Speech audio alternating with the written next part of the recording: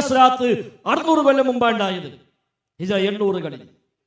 300 കൊല്ലം മുമ്പ് കുതുബിയ്യത്ത്, 400 കൊല്ലം മുമ്പ് മുഹ്യിദ്ദീമാന, 600 കൊല്ലങ്ങൾക്ക് മുമ്പ് നാരിയാസ്രാത്ത്, 700 കൊല്ലങ്ങൾക്ക് മുമ്പ് ബുർദബൈത്ത്. നാരിയാസ്രാത്ത് മൊറോക്കോ എന്നുണ്ടായതാണ്. ഇബ്രാഹിം നാസി എന്ന് പറയുന്ന ഒരാള് മൊറോക്കോയിൽ നിന്ന് ഹിജറ 800 ഉണ്ടാക്കിയ നാരിയാസ്രാത്ത്. അല്ലാഹുമ്മ സ്വല്ലി സ്വലാത്തൻ കാമില വസല്ലിം സലാമൻ താമ അലാ സയ്യിദിനാ മുഹമ്മദിൻ الذي تنحل به العقد وتنفرج به الكرب وتقضى به الهوائج وتنال به الرغائب وحسن الخواتم ويستسقى الغمام بوجهه الكريم എന്ന് തുടങ്ങുന്ന നാരിയ സ്വലാത്ത്, സ്വലാത്തുൻ നാരിയ എന്ന പേര്. കേരളത്തിലെ മുസ്ലിങ്ങളിൽ സുപരിചിതവും അവരിൽ പലരും പതിവായി ചൊല്ലാറുമുള്ള ഒരു സ്വലാത്താണിത്. നബി സല്ലല്ലാഹു അലൈഹി വസല്ലമ പഠിപ്പിക്കാത്തതും ഇസ്ലാമിക വിശ്വാസങ്ങൾക്ക് വിരുദ്ധവുമാണ് ഈ സ്വലാത്ത്. അതിന്റെ പൂർണ്ണരൂപം ഇപ്രകാരമാണ്: അല്ലാഹുമ്മ സ്വല്ലി സ്വലാത്തൻ കാമില വസല്ലിം സലാമൻ താമ അലാ സയ്യിദിനാ മുഹമ്മദിൻ. അല്ലാഹുവേ, ഞങ്ങളുടെ നേതാവായ മുഹമ്മദിന്റെ മേൽ പൂർണ്ണമായ അനുഗ്രഹവും രക്ഷയും നീ നൽകണമേ. അല്ലദീ തൻഹല്ലു ബിഹിൽ ഉഖദു വതൻഫരിജു ബിഹിൽ ഖുറബു വതുഖ്ലാ ബിഹിൽ ഹവായിജു വതുനാലു ബിഹിർ റഗായിബു വഹുസ്നുൽ ഖവാതിം വയുസ്തസ്ഖൽ ഗമാമു ബിവജ്ഹിൽ കരീം. അദ്ദേഹത്തെ കൊണ്ട് പ്രയാസങ്ങൾ മാറുന്നു, ദുരിതങ്ങൾ നീങ്ങുന്നു, ആവശ്യങ്ങൾ നിറവേറുന്നു, ആഗ്രഹങ്ങൾ സഫലീകൃതമാകുന്നു, അന്ത്യം നന്നായിത്തീരുന്നു. അദ്ദേഹത്തിന്റെ ബഹുമാന്യ മുഖത്താൽ മഴയെ തേടപ്പെടുന്നു. വഅല ആലിഹി വസഹ്ബിഹി ഫീ കുല്ലി ലംഹത്തിൻ വനഫ്സിൻ ബിഅദദി കുല്ലി മഅലൂമിൻ ലക. അദ്ദേഹത്തിന്റെ കുടുംബത്തിലും അനുചരന്മാരിലും എല്ലാ നിമിഷത്തിലും എല്ലാ ശ്വാസത്തിലും നിനക്കറിയാവുന്ന എല്ലാ എണ്ണം കൊണ്ട് നീ സ്വലാത്തും സലാമും ചെയ്യണമേ. ഈ സ്വലാത്ത് ശ്രദ്ധിച്ച ഏതൊരു സാധാരണക്കാരനും അറിയാം ഇത് ശിർക്കൻ വരികളുള്ള സ്വലാത്താണെന്ന്. മുഹമ്മദ് നബി സല്ലല്ലാഹു അലൈഹി വസല്ലമക്ക് അള്ളാഹുവിന്റെ വിശേഷണങ്ങൾ ചാർത്തിക്കൊടുക്കുന്ന അപകടകരമായ വരികളാണ് ഈ സ്വലാത്തിലുള്ളത്. നബിയെ കൊണ്ടാണ് ആഗ്രഹം സഫലീകൃതമാവുക, നബിയെ കൊണ്ടാണ് എല്ലാ പ്രശ്നങ്ങൾക്കും പരിഹാരം ഉണ്ടാവുക, നബിയെ കൊണ്ടാണ് ജീവിതത്തിൽ എല്ലാ കഷ്ടപ്പാടും ഒഴിവായി കിട്ടുക എന്നാണ് നാരിയാസ്രാത്തിന്റെ ആശയം. 600 കൊല്ലങ്ങൾക്ക് മുമ്പ് മൊറോക്കോയിൽ നിന്നാണ് നാരിയാസ്രാത്ത് ഉണ്ടാകുന്നത്. 11 പ്രാവശ്യം ചുരുങ്ങിയത് ഒരു ദിവസം ചൊല്ലണമെന്നാണ്. അത് കഴിഞ്ഞാൽ 33, 44, 333, 1000, 4444 എണ്ണം വരെ ചൊല്ലണമെന്നാണ് പറയുന്നത്. മുടങ്ങാതെ 11 ഓതിയാൽ ഇത് നിത്യവും ചൊരിക്കുന്നതാണ് റിസ്ഖവന് ഭുവനം വാനവും. സുബ്ഹിക്ക് ശേഷം ആയിരിക്കൽ വേണ്ടതാ എന്നുള്ള നിയമം ഓർത്തവൻ ചൊല്ലേണ്ടതാ എന്നാണ് അൽ മവാഹിബുൽ ജലിയയിൽ താഴ്വ മുഹമ്മദ് കുഞ്ഞി മുസ്ലിയാർ എഴുതി വെച്ചത്. ദിവസവും 11 പ്രാവശ്യം ചൊല്ലണം. അത് സുബ്ഹിക്ക് ശേഷം ആയിരിക്കണം. അങ്ങനെ ചൊല്ലിയാൽ ആകാശവും ഭൂമിയും റിസ്ക് ചൊരിഞ്ഞു കൊടുക്കുന്നവർ. 11 വട്ടം നാരിയാസ്രാത്ത് ചൊല്ലിയാൽ എന്നുണ്ടായി 600 കൊല്ലങ്ങൾക്ക് മുമ്പ്. നബിയുടെ കാലം മുതൽ 800 കൊല്ലക്കാലത്തെ മുസ്ലിമീങ്ങൾ നാരിയാസ്രാത്ത് ചൊല്ലിയിട്ടില്ല. 800 കൊല്ലം കഴിഞ്ഞിട്ട് മൊറോക്കോന്ന് ഒരാൾ സ്വലാത്ത് ഉണ്ടാക്കി എന്നൊരു പറയും. ഇത് ചൊല്ലിയാൽ ആകാശഭൂമികൾ റിസ്ക് ചൊരിഞ്ഞു കൊടുക്കും. എവിടുന്ന് കിട്ടി? ആര് പഠിപ്പിച്ചു? പിന്നെ 33 പ്രാവശ്യം, അതിന് 44 പ്രാവശ്യം, 100 പ്രാവശ്യം, 313 പ്രാവശ്യം, 1000 പ്രാവശ്യം എന്നൊക്കെ അതിൽ ചില അവസാനം പറഞ്ഞു. അതിൻ്റെ 4000 വേണ്ടുന്നതാ, 440 4 ചേർന്നതാ. ഈ അതത് മുഴുവൻ ഓതിയാൽ ക്ഷണം തന്നെ ഏതൊരു അസീറും സാധ്യമായി വരും പൊന്നേ. അവസാനത്തെ എണ്ണം 4444. അത് ചൊല്ലി തീർക്കുകയാണെങ്കിൽ പ്രയാസകരമായ ഏത് കാര്യവും എളുപ്പമായി കിട്ടും, സാധ്യമായി കിട്ടുമെന്നാണ് ആ പാട്ടിൽ എഴുതി പിടിപ്പിച്ചിരിക്കുന്നത്. ഇല്ല സഹോദരൻ, അങ്ങനത്തെ സ്വലാത്തില്ല. നാരിയ സ്വലാത്ത് എന്ന സ്വലാത്തില്ല. സ്വലാത്തിന് പേരിട്ടതുകൊണ്ട് അത് സ്വലാത്താവുക ഇല്ല. അങ്ങനെ കുറെ സ്വലാത്ത് നമ്മുടെ നാട്ടിലുണ്ട്. ദലായിലുൽ ഖൈറാത്തായും കെൻജുൽ അർഷായും അതേപോലെ വ്യത്യസ്തങ്ങളായ പേരുകളിൽ ഓരോരുത്തർ ഉണ്ടാക്കിക്കൊണ്ടിരുന്ന സ്വലാത്തുകൾ.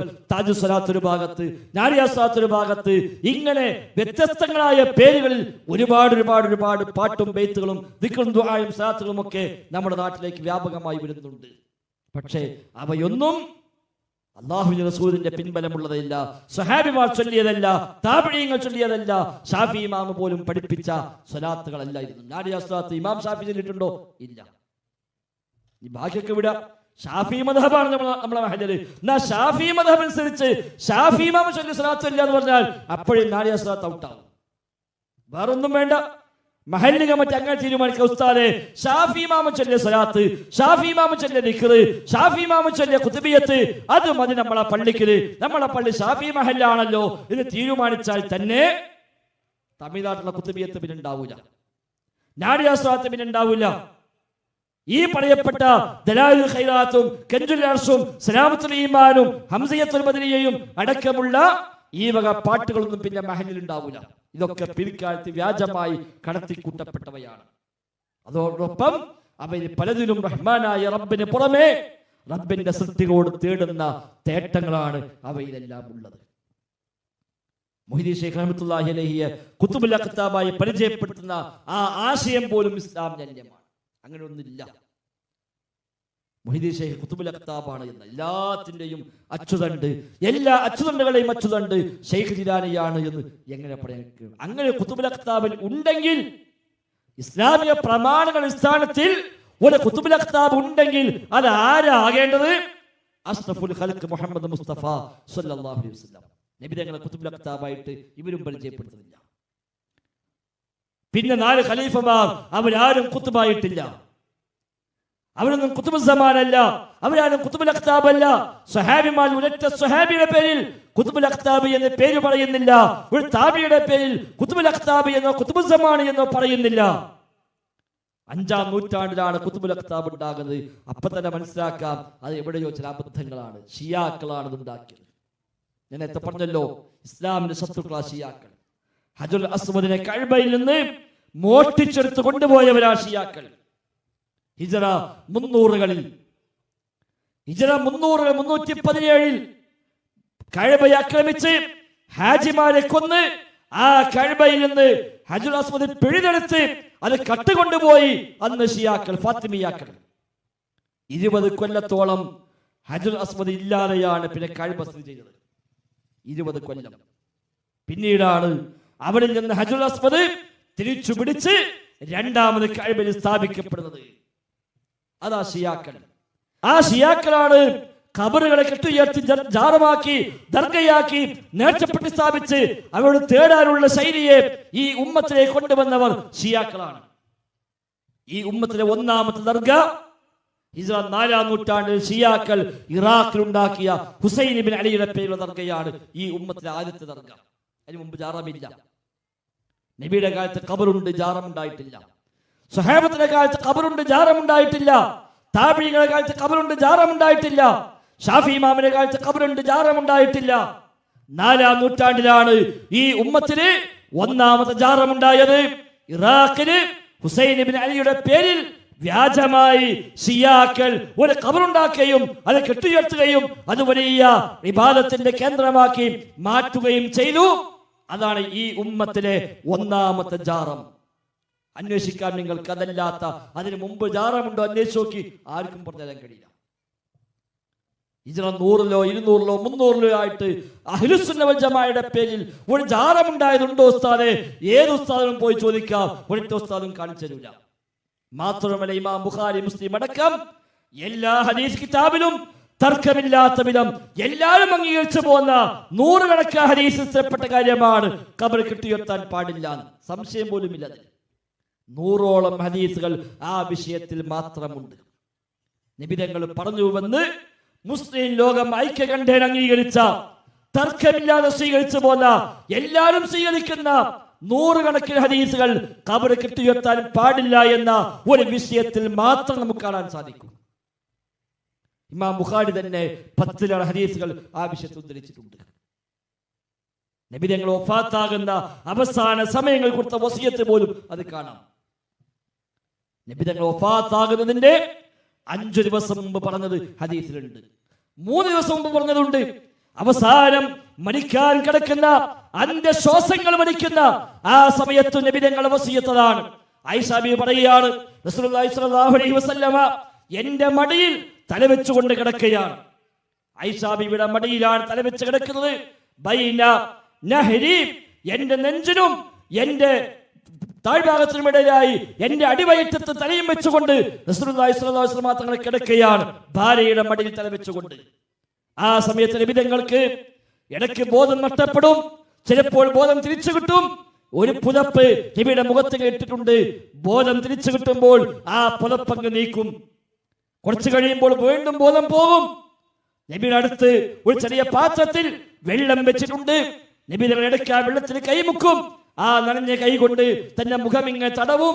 കുറച്ചു കഴിയുമ്പോൾ ബോധം നഷ്ടപ്പെടും, പിന്നെയും ബോധം വരും.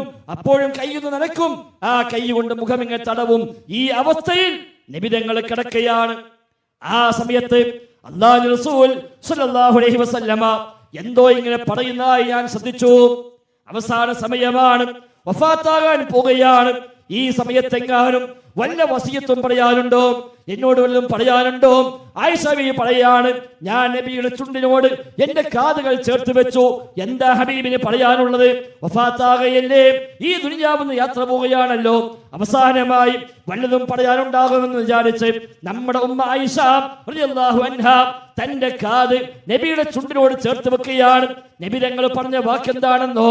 ലഅനത്തുല്ലാഹി അലൽ യഹൂദി വൻ നസാറ ഇത്തഖദൂ ഖുബൂർ അംബിയാഇഹിം മസാജിദാ.